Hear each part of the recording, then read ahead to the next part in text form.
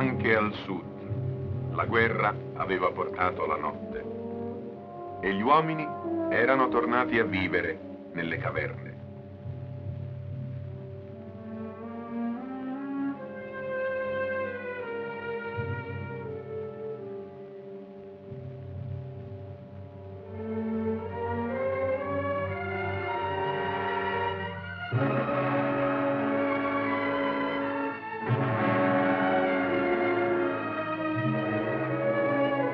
Ma anche la notte finì e spuntò il giorno.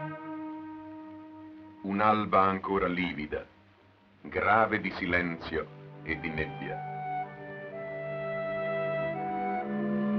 Gli uomini non sembravano più avvezzi alla luce. Li richiamò alla vita la necessità di continuare a vivere.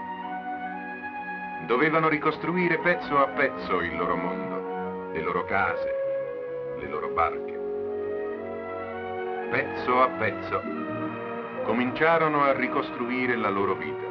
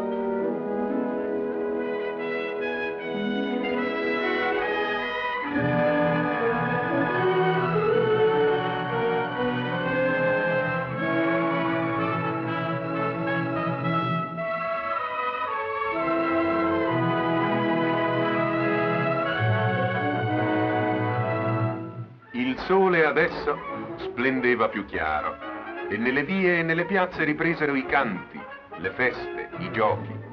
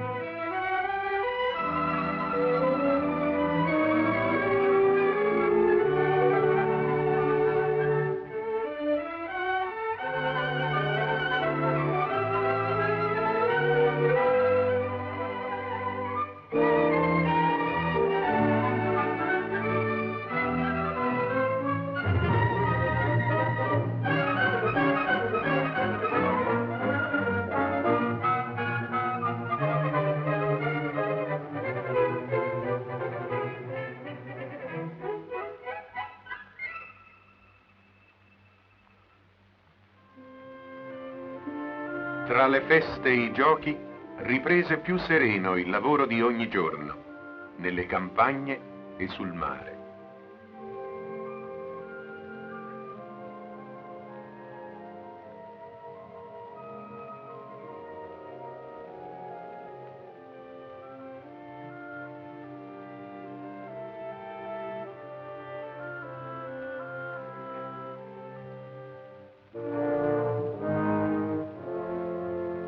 E il miracolo del sole che rinasceva ogni mattina sui campi arati fu ancora una volta celebrato con preghiere di ringraziamento. perché al sud la preghiera non è solo invocazione di grazie durante la sciagura, ma è anche e soprattutto ringraziamento per la vita, per il sole, per il mistero del mare e del grano, dell'azzurro in cielo e del fuoco dentro le montagne.